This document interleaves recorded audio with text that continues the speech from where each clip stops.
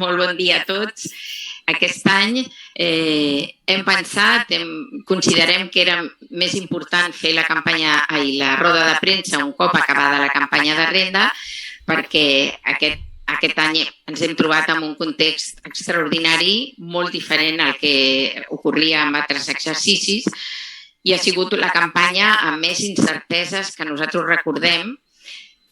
I mira que n'hem passat moltes de campanyes. Però aquest any, encara que no hi ha hagut novetats fiscals importants, perquè bàsicament quan a normativa no hi ha hagut canvis, sí que ens hem trobat en una situació extraordinària que ha afectat a molta gent, que ha sigut l'obligació de fer la declaració a tots aquests treballadors que han estat afectats per un ERTO, que abans no tenien obligació de declarar perquè els seus ingressos no arribaven al límit que els obliga, però que aquest any han tingut que fer la declaració i, a més, amb la incertesa de que les dades que tenien per declarar sabem que no eren les que corresponien en la majoria dels casos, i això ha afectat a un número molt important de contribuents, ja que, segons les dades del Servei d'Ocupació de Catalunya, estem parlant de més d'1 milió de persones. Ara passaré la paraula a la meva companya, la Carme Elena, que és la subponent de la Comissió Fiscal, que ella us comentarà una mica la casuística i amb el que ens hem trobat amb totes aquestes persones. Endavant, Carme. Hola, bon dia a tothom. Intentarem explicar d'una manera breu tota aquesta casuística de la que parlava la Conxa i que realment ens ha complicat molt aquesta campanya, i inclús ja, com ja hem comentat en alguna ocasió, no acabarà el tema aquí perquè continuem amb ERTOs durant el 2021, vol dir que això també ens ho trobarem l'any que ve. D'entrada ens hem trobat amb una informació desactualitzada, que aquest ha sigut un problema perquè hem pogut comprovar que dies abans d'acabar el termini per presentar la renda, una gran majoria d'informació sobre les prestacions del CERTO encara estava sense regularitzar per part del CEPE. Per tant, les dades fiscals amb les que comptava el contribuent no estaven a disposició per poder fer la declaració correctament. O també ens hem trobat que no es podien comprovar si aquestes dades eren o no correctes. Faré una pinzellada de 2 casos molt habituals que ens hem trobat dins de les gestories, com poden ser, per exemple, dades fiscals que informaven de la quantitat a tornar i el contribuent no ho sabia. El CEPE no li ha comunicat i, clar, aquesta persona desconeixia si aquesta quantitat era correcta o no. També ens hem trobat en dades fiscals en què s'informava que s'havia de tornar una quantitat, però no deia quina, i ens hem trobat que finalment el CEPE no ha informat aquesta quantitat. Quan parlem d'aquestes dades fiscals, ens referim a que podem consultar aquestes dades qui Hisenda té de nosaltres. Això ha sigut l'eina que ens ha permès, i de la que estem parlant d'aquesta casuística. Podíem entrar dins de l'aplicació del Renda Web i veure quines eren les dades fiscals que disposava Hisenda de nosaltres. Allà és on podíem veure si el CEPE anava informant o no. La pròpia agència tributària, com també van fer els gestors administratius en el seu dia, aconsellàvem esperar per donar temps al CEPE a regularitzar tota aquesta informació. Aquesta situació del tot irregular ha desencadenat 2 tipus de comportaments amb el contribuent. Per una banda, una sensació de neguit, perquè anaven entrant per comprovar les dades en el CEPE i aquestes dades de quantitat, sobretot a tornar, no estaven actualitzades, i també resignació perquè ha arribat al final de la campanya i moltes d'aquestes dades, el fet de no tenir-les, ha fet que molta gent presentés la declaració sabent que aquella declaració no és correcta, alguns pagant el que deia el programa Renda Web i demanant aplaçaments en previsió que això regularitzaria. Això, evidentment, donarà problemes a Hisenda dins dels propers mesos, com parlarem una mica més endavant. També hem notat una miqueta una decepció davant de l'anunciada ajuda autonòmica pels afectats pels ERTOs, perquè els requisits que es demanaven per poder optar amb ella han sigut requisits que no tothom ha pogut accedir i que els que ho han pogut fer, com a molt, han notat un estalvi de 150 euros, però més aviat ha sigut més al voltant dels 100, la gran majoria. Malgrat la bona fe que ha tingut la Generalitat, ha estat una mesura poc efectiva i també les persones que utilitzaven el RentaWeb per fer-se la renda, ells havien d'informar d'aquesta deducció. Per tant, pensem que per desconeixement molts no l'hauran aplicat. Una altra de les dificultats que hem tingut amb aquesta campanya ha sigut entendre aquesta informació fiscal que comentàvem. Les eines telemàtiques com el RentaWeb o l'aplicació del mòbil continuen millorant, però no la forma en la qual es presenta la informació fiscal al contribuent. Ens hem trobat que els mateixos gestors administratius a principi de campanya ens ha costat entendre aquesta informació referent als ERTOs. Ens podem imaginar el que li ha costat a una persona de peu entendre tota aquesta informació. Vull posar un exemple que ens hem trobat segurament a totes les gestories. És una persona que estava en ERTO, que en el mes d'abril, quan es consultaven aquestes dades fiscals, doncs no sortia cap informació de conforme havien de tornar una quantitat. Esperàvem, al cap de 3 setmanes consultàvem i apareixia un missatge que aquesta persona havia de tornar diners, però no deia la quantitat. I potser, amb molta sort, ha aparegut aquesta quantitat al final de campanya. Clar, això demostra en quines dificultats ens hem trobat. Clar, veient totes aquestes dificultats, ens plantegem què és el que pot passar a partir d'ara. Davant d'aquestes dues situacions del tot extraordinàries, com la falta d'actualització de les dades i les dificultats per entendre-les, creiem que almenys el 70% de les declaracions de renda efectuades per persones afectades per ERTO no seran correctes i necessitaran d'una regularització fora de termini. El més probable és que siguin declaracions que surtin a tornar més. Algunes sortiran a pagar, però altres sortiran a tornar precisament perquè no sortien aquestes quantitats a regularitzar. Clar, ens temem que es produeixi una nova campanya de renda amb una allau de requeriments i regularitzacions. També tenim molts dubtes de com es faran aquestes regularitzacions. Si és l'agència tributària qui emet aquests requeriments, habitualment tenim 10 dies hàbils per poder contestar-los. Clar, desconeixem si tindrem temps per poder aportar aquesta documentació si en 3 mesos hem tingut dificultats d'aconseguir-la. Tindrà el CP les dades actualitzades per poder comprovar-les? Perquè, clar, això és el CP qui ha de donar-les. I si s'ha de fer algun tràmit previ al CP, doncs, com comentarem després, totes les dificultats per aconseguir les cites. I si s'ha fraccionat en 6 mesos el deute i regularitzem, què passarà amb els plaços pendents? S'haurà de fer un altre tràmit? Tenim un munt d'incògnites que les tenim com a professionals, que haurem de fer front i resoldre en els nostres clients, però podem imaginar que això les persones de peu podem pensar que serà difícil que sàpiguin resoldre aquests temes de forma adequada i en temps. També volem recordar una cosa que es comenta poc però que és molt important i és que l'agència tributària, quan el resultat és a favor del contribuent, és a dir, que hi ha una regularització a favor del contribuent, no comunica que has de fer aquesta regularització. L'ha de demanar el contribuent pròpiament. Ha de fer un escrit demanant la devolució i, clar, tot això s'haurà de fer amb dades que haurà de facilitar el CP per poder comunicar la quantitat, calcular la quantitat que s'ha pagat de més. La nostra recomanació és que les persones que han estat en ERTO, encara que hagin presentat la renda amb aquesta regularització ja feta, com la casuística també el que ens han fet veure és que moltes vegades aquestes dades el mateix contribuent deia que no les entenia, la quantitat que sortia a tornar perquè no la veia o que no li havien tingut en compte els fills o la seva situació personal. Doncs, clar, haurem de presentar aquestes al·legacions, però en certificats que ha de donar el CP. Tot això també no sabem com s'acabarà gestionant amb els plaços que serien els normals.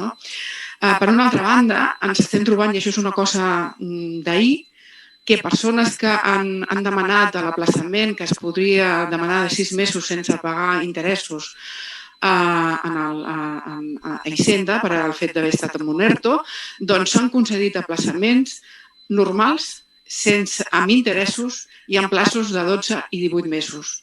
Això és una irregularitat que no sabem el per què s'està produint i que també ens comportarà tenir que reclamar totes aquestes quantitats. Tot això són tràmits que, com podem pensar, són tràmits que no serà un, seran diversos. També fer un petit comentari de que les persones que havien de declarar la renda per l'ingrés mínim vital i que els obligava per primera vegada a fer-lo, no totes han rebut la carta que deia Hisenda que rebrien. Ens podem trobar que a l'hora de presentar la documentació per demanar les ajudes, aquestes persones hagin de presentar aquesta renda fora de plaç i possiblement tindran sancions. Amb tota aquesta casuística, que són pinzellades, que n'hi ha molt més, clar, entenem els gestors que aquí les administracions han de prendre un paper rellevant. Passo la paraula a la Conxa, que ens comentarà aquest tema. Endavant, Conxa.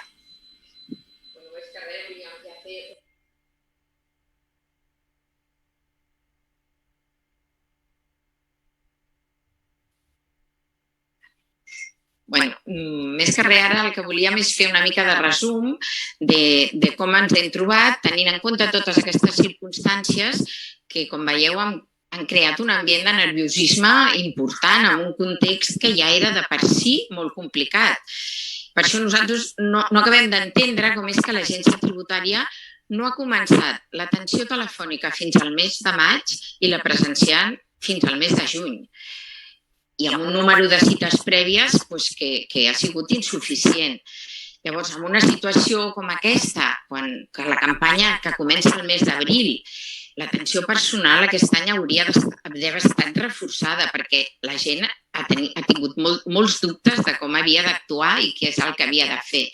L'Agència Tributària simplement recomanava adreçar-se al CEPE i el CEPE encara, tot i encara ara, continua prestant una atenció personal molt limitada, amb la qual la gent ha tingut l'accés molt difícil a qualsevol informació o qualsevol regularització de les dades que tenia. Llavors, l'Agència Tributària ja sabia que ens hi trobaríem amb un problema important perquè ja sabien quina era la situació que estàvem patint, no? Llavors, no acabem d'entendre com és que no han posat més mitjans a l'abast del ciutadà per poder ajudar a la gent a complir amb aquesta situació, sobretot una assistència presencial, perquè l'assistència telefònica dona com menys confiança, a la gent li costa menys, li costa més entendre i explicar-se per una qüestió que és complicada, com és fer una declaració de renda. Llavors, des del Col·legi de Gestors de Catalunya demanem que totes aquestes regularitzacions que tinguin com a causa les prestacions dels ERTOs o inclús els beneficiaris del mínim vital que no hagin fet la declaració perquè no s'han assabentat, perquè no sabien que s'havia de fer de tota la unitat familiar o no ho han fet correctament, que tot això no es sancioni. Que l'Agència Tributària, ja que no ha planificat prou bé la part prèvia a la presentació de les declaracions, que ho tingui en compte ara. Ja sabem que el procediment sancionador que tenim, que està establert a la Llei General Tributària, no preveu unes sancions específiques per casos com aquests, perquè no ens hi havíem trobat mai. Però les infraccions simples és que van des dels 100 fins als 300 euros per una simple falta sense que hi hagi perjudici per l'administració ni res, amb la qual cosa pensem que seria un greuge important per la gent. També demanem que esperin a fer requeriments o a cridar a la gent perquè actualitzi les seves dades o que rectifiqui la seva declaració fins que no estiguem ben clars les dades que té actualitzades el CEPE i que tinguem possibilitat de tenir aquesta informació correcta. Perquè és que, si no, després, com comentava la Carme, 10 dies per obtenir una informació que tenim moltes dificultats perquè realment nosaltres com a professionals no tenim un canal que ens permeti tindre aquesta informació d'una manera més fàcil. Ens trobem amb les mateixes eines que té el ciutadà. Tenim els coneixements, però no tenim les eines. Per tant, no podem ajudar-los més del que hem pogut fer fins ara. I llavors també destacar molt a la gent que si reben qualsevol requeriment, qualsevol paral·lela, que sempre s'ha de contestar. Que no contestar a Hisenda, no dir res, pot ser sancionat com una obstrucció a l'actuació de l'administració. Per tant, és important que pensin que s'ha de contestar. Si veuen que en 10 dies no tenen la documentació, com a mínim contestar. Dir que ho han rebut i que no la tenen, que estan pendents. Clar, llavors nosaltres que ens hem trobat? Que com que la gent no tenia les eines per poder tindre aquesta informació correctament, han vingut als despatxos i a part de la feina que fem normalment de preparar les declaracions pels nostres clients, hem tingut també que assessorar la gent de què és el que podien fer i d'una manera molt limitada perquè les eines són les que hi ha, no n'hi ha més. Llavors, des del col·legi volem manifestar també que no s'han facilitat eines per poder ajudar els afectats pels ERTOs, tot que nosaltres és el que voldríem, perquè és una mica la nostra feina.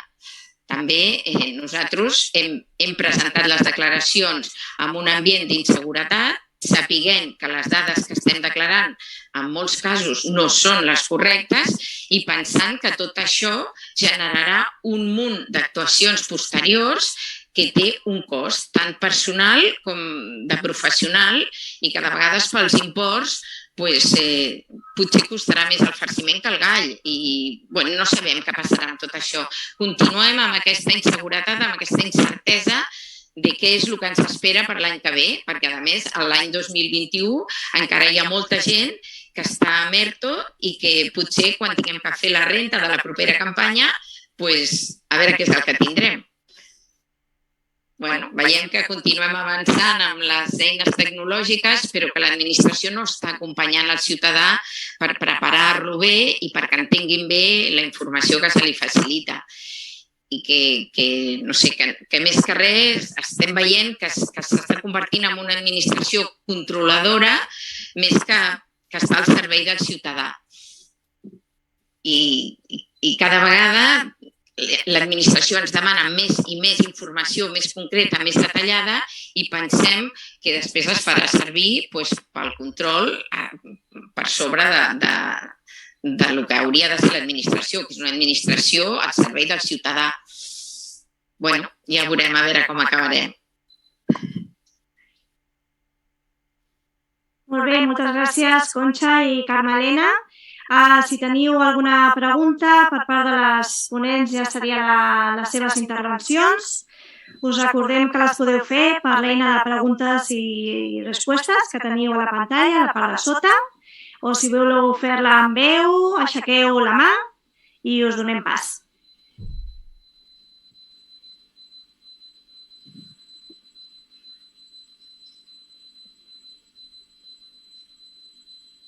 Us recordem que us hem enviat també pel xat, us hem compartit la nota de premsa on teniu el resum de tot el que hem parlat avui. Si teniu cap problema a l'hora de descarregar-la, també us hem posat el correu electrònic de gabinetpremsagestors.cat i tenim una pregunta de la Montse Martí, de RAC1, que diu que m'agradaria saber quantes persones, treballadores en ERTO, representarien aquest 70% que calculeu. Gràcies.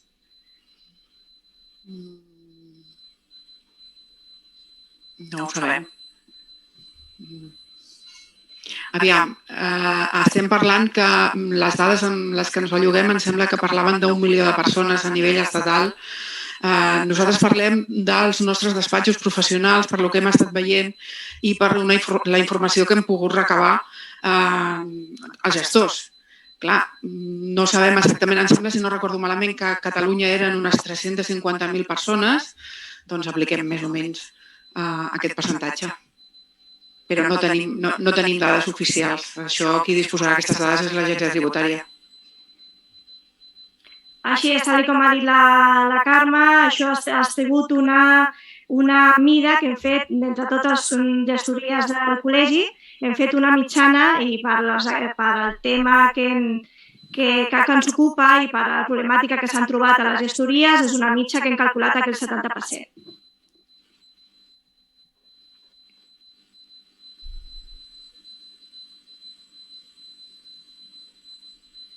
Alguna pregunta més? Algun dubte? Deixem uns segons per si algú s'ho repensa.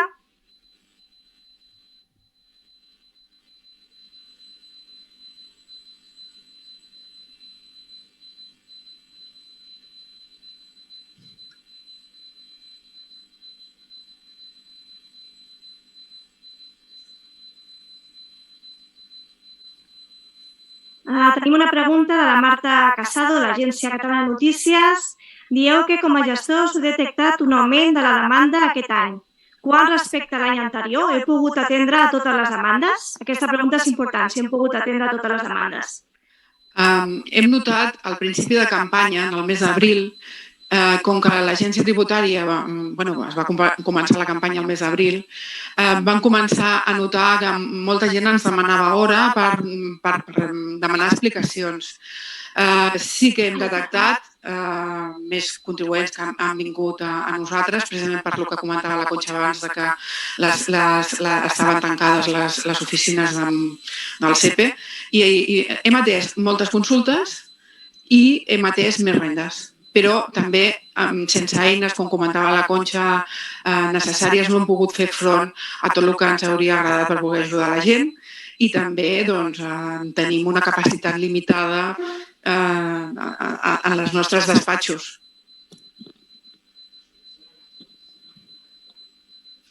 Tenim una altra pregunta de la Montse, també de la Montse Martí.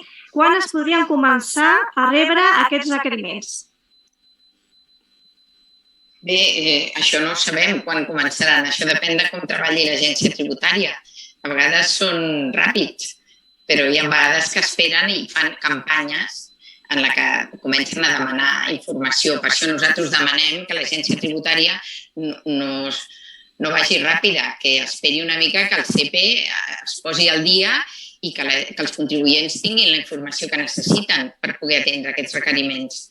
Aquesta és la nostra angoixa, la nostra preocupació. Jo voldria afegir que no tindria massa sentit començar amb tots aquests requeriments si les dades del CEPE no estan actualitzades i que se sàpigui que són correctes, perquè això l'únic que generarà és requeriment rere requeriment. Per tant, no tindria molt sentit que això comenci molt aviat.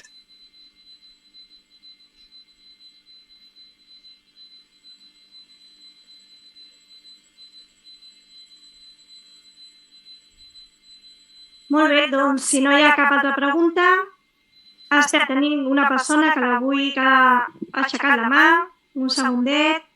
Sí, l'Abigail.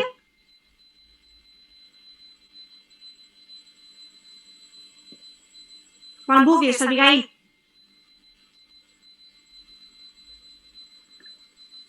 Sí, em sents?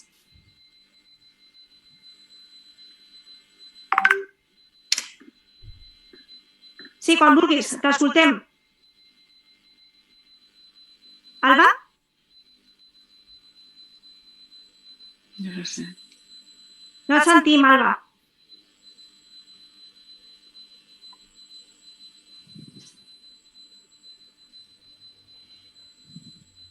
No et sentim.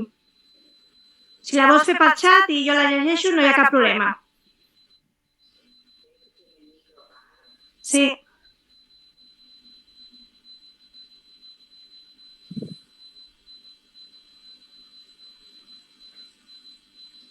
Perfecte, ha sigut un error de l'ordinador que vol, es diu pel xat. Doncs si no hi ha cap altra pregunta, que no veig ni preguntes ni respostes, ni ningú amb la mà aixecada, doncs donem per finalitzada la roda de premsa anual dels gestors administratius sobre la renda. Us recordem que us hem enviat la nota de premsa i que si no teniu el contacte de premsa, gabinetpremsa@gestors.cat, per qualsevol dubte o qualsevol altra cosa, o si voleu continuar el tema dels requeriments a les pròximes setmanes o mesos, estem a la vostra disposició per ajudar-vos en el que necessiteu. Moltes gràcies per la vostra assistència.